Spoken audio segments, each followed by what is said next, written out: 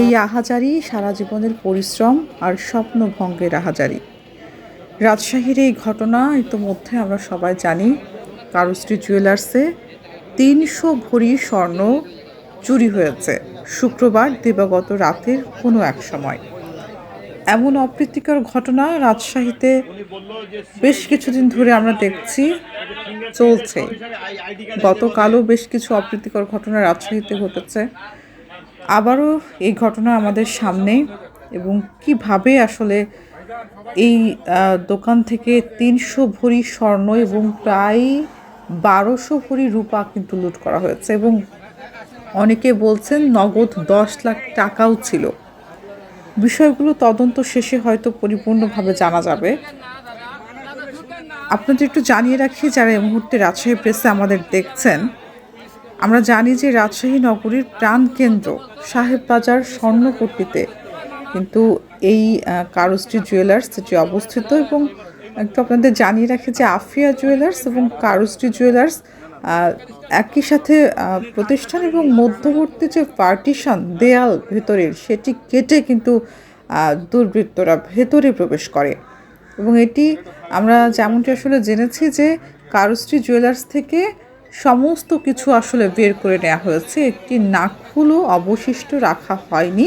কিন্তু আফিয়া জুয়েলার্স যেটি পাশে রয়েছে সেখানে কিন্তু আসলে কোনো কিছু নেওয়া হয়নি, এবং সুন্দর করে সেখানে আবার তালাও মেরে চলে গেছে যারা চুরি করেছেন।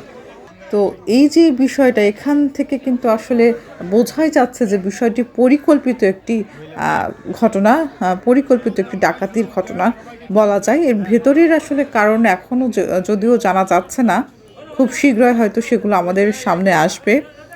একটু আপনাদের জানিয়ে রাখি যে পুলিশেরও কিন্তু প্রাথমিক ধারণা আফিয়া জুয়েলার্সের তালা ভেঙে ভেতরে ঢুকে চক্রটি করে সেখান থেকে দেয়াল কেটে কারুশ্রী জুয়েলার্সে প্রবেশ করে, এবং সিন্দুক ভেঙে প্রায় ৩০০ ভরি স্বর্ণালঙ্কার লুট করে নেয়, যেখানে কোটি কোটি টাকার আসলে ব্যবসায়ী যিনি রয়েছেন দুর্জয় সরকার ক্ষতি হয়েছে। এবং সেই সাথে এখন কিন্তু রূপার দামও অনেক, ১২০০ ভরি রূপাও কিন্তু লুট হয়েছে। এবং সেই সাথে একটু যদি আপনাদের জানিয়ে রাখি যে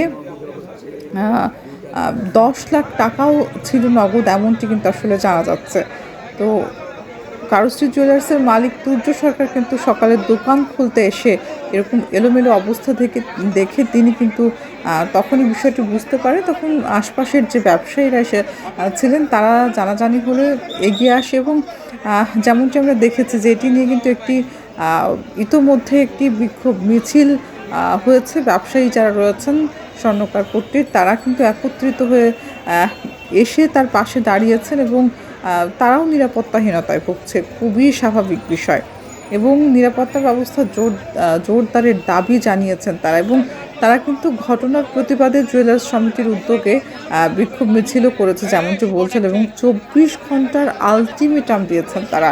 লুট হওয়া স্বর্ণালঙ্কার যদি ২৪ ঘন্টার মধ্যে উদ্ধার করে না দেওয়া হয়, তারা কিন্তু দোকান বন্ধ রাখার ঘোষণা দেয়।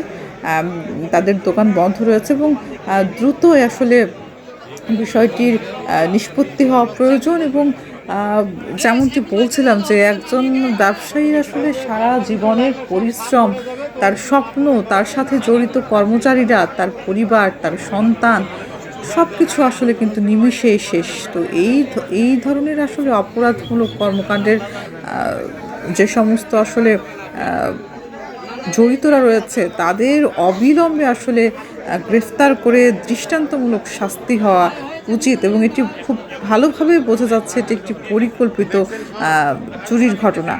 তো এটি হচ্ছে বিষয়।